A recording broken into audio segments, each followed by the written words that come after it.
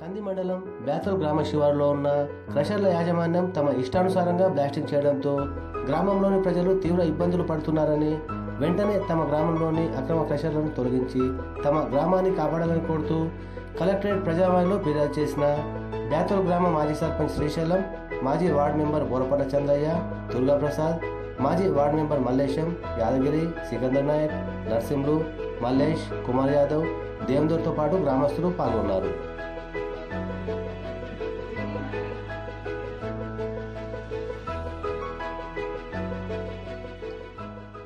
గ్రామం కంది మండలం సంగారెడ్డి జిల్లా. ఈరోజు క్రషర్ల మీద అధిక బ్లాస్టింగులతోని గ్రామంలో ఇబ్బందులు పెడుతున్నటువంటి 4 క్రషర్ల మీద ఈరోజు కంప్లైంట్ ఇవ్వడం జరిగింది. ఎందుకనగా బ్లాస్టింగులు నిబంధనలకు విరుద్ధంగా బ్లాస్టింగులు లేపుతూ వాళ్ళు మధ్యాహ్నం పూట బ్లాస్టింగులు లేపడం వల్ల మరి ఇండ్లు క్రాకులు వస్తున్నాయి.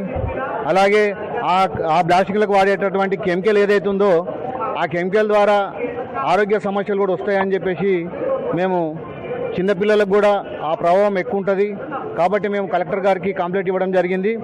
గతంలో కూడా ఎన్నిసార్లు కంప్లైంట్ ఇచ్చినా కానీ కూడా మరి అధికారులు మరి ఏం చేస్తారో ఏం అర్థమవుతలేదు, పట్టించుకోవడం లేదు.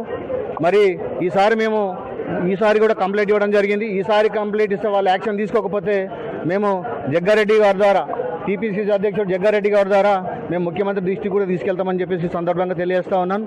గతంలో జాయింట్ కలెక్టర్ గారు వచ్చి ఆ క్రషర్లకు పర్మిషన్ ఇచ్చిన వాళ్ళు ఏం చెప్పారంటే గ్రామంలో ఎటువంటి సమస్యలు రావు, గ్రామంలో హెల్త్ క్యాంపులు పెడతారు, గ్రామంలో మీకు ఏదన్నా సమస్య ఉంటే మా దృష్టికి తీసుకురావచ్చు, వాళ్ళ నిబంధనల ప్రకారం మేము పనిచేసుకుంటాం. మాది బేతోలు కంది మండల్ సంగారెడ్డి జిల్లా. నా పేరు చంద్రయ్య, నేను మాజీ వార్డు మెంబర్. ఇక్కడ మనకు అక్కడ కెషాలు వంటిది అక్రమంగా కెషాలు నడుస్తున్నాయి. అందులో అడ్డగోలుగా కెషాలు నడిచి రోడ్లు ఖరాబ్ అయినాయి. మళ్ళీ బ్లాస్టింగ్ పెడుతున్నారు. ఇండ్ల దాకా మొత్తం ఇండ్లు కిటికీలు ఎక్కడికి వెళ్ళి వలిగిపోతున్నాయి. అక్కడ దర్యా కెషాలు వీళ్ళు మేము ఇంతకుముందు కంప్లైంట్ ఇచ్చినా కానీ వాళ్ళు పట్టించుకోలేరు. ఆల్రెడీ అక్రమంగా భూములు కూడా 12 ఎకరాల భూమి కూడా ఆక్రమించారు వాళ్ళు, కేసీఆర్ వాళ్ళు, అపర్ణ కేసీఆర్ వాళ్ళు 12 ఎకరాల భూమి, గవర్నమెంట్ భూమి కూడా ఆక్రమించుకున్నారు. ఇనాబీల పేరు మీద చేసుకున్నారు. అక్కడ ఇనాబీల పేరు మీద చేసుకొని పట్టాలు చేసుకొని ఆల్రెడీ ఉన్నాయి. వీళ్ళు గవర్నమెంట్ యాక్షన్ తీసుకోవడం 2019లో కూడా కంప్లైంట్ ఇచ్చిన. ఇప్పుడు ఆ కంప్లైంట్ కూడా అటాచ్ చేసిన. అక్కడ ఉన్న భూమి ఎంత భూమి ఉంది అనేది కూడా అటాచ్ చేసిన. వాళ్ళు ఏ దానికి గొల్ల కుమార్ యాదవ్. ఈరోజు మన బేతల్లో నడుస్తున్న క్రషర్లు 4-5 ఉన్నాయి. వాళ్ళు పెట్టే సమయానికి 1 నుంచి మధ్యాహ్నం 3 గంటల సమయంలో గట్టి బ్లాస్టింగ్లు చేయడం జరుగుతుంది. ఆ బ్లాస్టింగ్ వల్ల నుంచి వచ్చే కెమికల్ రసాయనిక పొగ అయితే ఏదో ఉందో అది ఒక 2-3 విలేజ్ల వరకు వెళ్ళేంత గట్టి బ్లాస్టింగ్ చేయడం జరుగుతుంది. వాళ్ళు చెప్పిన మనకి క్రషర్ల పర్మిషన్ రోజు కూడా మన జాయింట్ కలెక్టర్ గారి ముందు కూడా చెప్పడం జరిగింది.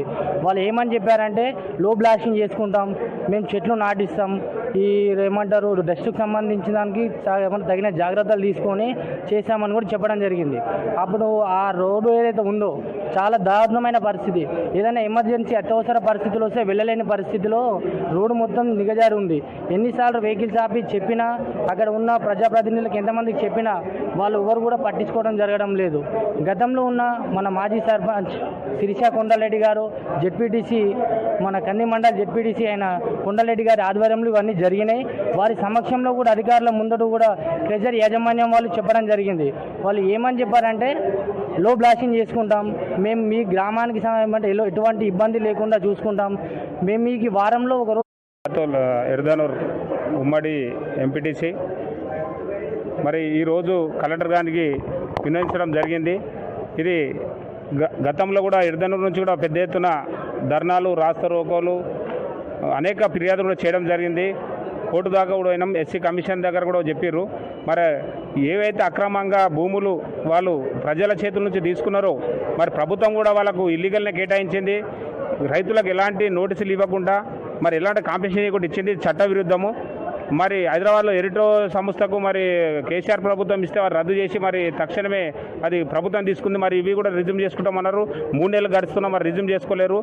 మరి ఈ బ్లాస్టింగ్ క్రషర్లకు అనుమతులు ఏ విధంగా అన్ని శాఖల వాళ్ళు ఇస్తారో మరి వాటి మీద అక్రమాలు జరుగుతున్నాయా, మరి నిబంధనలకు లోబడి జరుగుతున్నాయా అని ఒక్కసారి